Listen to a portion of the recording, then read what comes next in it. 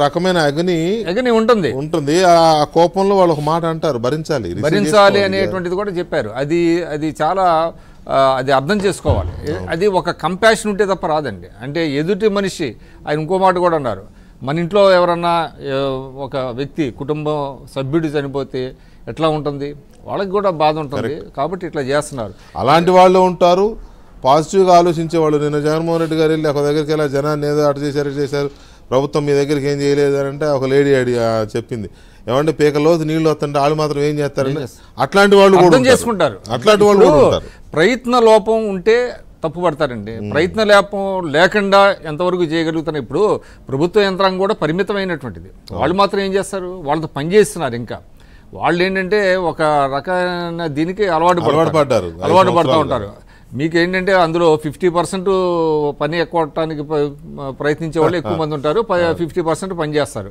అటువంటి వాళ్ళతో పని చేయించుకుంటున్నారు. పని చేస్తున్న సమయంలో ఇటువంటివన్నీ సరే వాళ్ళు ఏంటంటే ప్రతిపక్షంలో రకరకాలుగా వేస్తారు. కానీ నాకు ఆశ్చర్యం వేసింది ఏంటంటే ఇప్పటి వరకు కేంద్రం నుంచి ప్రకటన రాలా. అంటే ఈ రాష్ట్రానికి అంటే వస్తుంది అక్కడి నుంచి.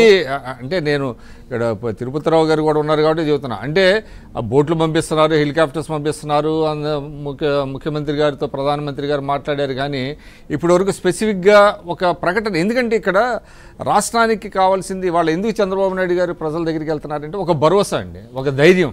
మీకు నేను మీరు అనేది నాకు అర్థమైంది ఏంటంటే ఇమీడియట్గా ఇలాంటి సందర్భాల్లో అత్యవసర ఆర్థిక సాయం పంపిస్తారు. అసలు ఎన్యూమరేషన్ అయిన తర్వాత ఏమో దాని మీద ఒక బృందం వస్తుంది. మీరు చెప్పారు, మీరు ఒక మీ ఓపెనింగ్ రిమార్క్స్ లో చాలా వాల్యుబుల్ ఏంటంటే ఇదంతా చేస్తారు. కానీ ఇండివిజువల్ గా జరిగినటువంటి నష్టం అది హౌస్ హోల్డ్స్ లో అది ఎలా భర్తీ చేస్తారనేది మనం చెప్పలేము.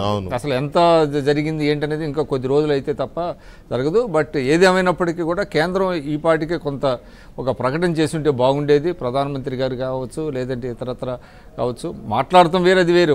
పబ్లిక్ ఒక సందేశం. కేంద్రంతో పాటు చంద్రబాబు నాయుడు గారు వాళ్ళు ఇచ్చిన కాల్ ఏంటంటే ప్రజలు కూడా ముందుకు రావాలి. డెఫినెట్ గా. ఎందుకంటే ఆఫ్ కోర్స్ విజయవాడ అంటే అందరూ బాధితులే. ఇప్పుడు కానీ కొంతమంది చేస్తున్నారు. ఇవాళ కూడా మనం చూసాం. ఇప్పుడు ఆటోమేటిక్ గా చాలా మంది అప్పర్ ఏరియాస్ లో ఉన్న వాళ్ళు సినిమా యాక్టర్లు కొంతమంది సినిమా వాళ్ళు హైదరాబాద్ నుంచి కూడా చాలా మంది చేస్తున్నారు. ఇటు తెలంగాణకి ఇస్తున్నారు, ఆంధ్రాకి ఇస్తున్నారు. వస్తారు ఇంకా స్లోగా వస్తారు. బట్ ఏంటంటే ప్రజలకు ఒక భరోసా, ఒక ఇది కల్పించాలి. ఇప్పుడు ప్రతిపక్షం చేసేటువంటి ఇది పక్కన పెట్టేసి ఇక వాళ్ళని ఇగ్నోర్ చేయడం బెటర్ నన్ను అడిగితే. ఎందుకంటే జగన్మోహన్ రెడ్డి గారు కూడా రేపు ఎల్లుండి ఆయన రేపే అనుకుంటాం లండన్ వెళ్తున్నారు. మిగతా వాళ్ళంతా కూడా ఇక పెద్దగా వచ్చేది లేదు.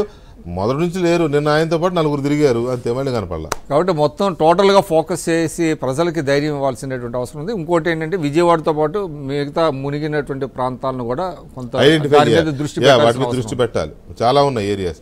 రైట్, తిరుపతిరావు గారు నమస్కారం.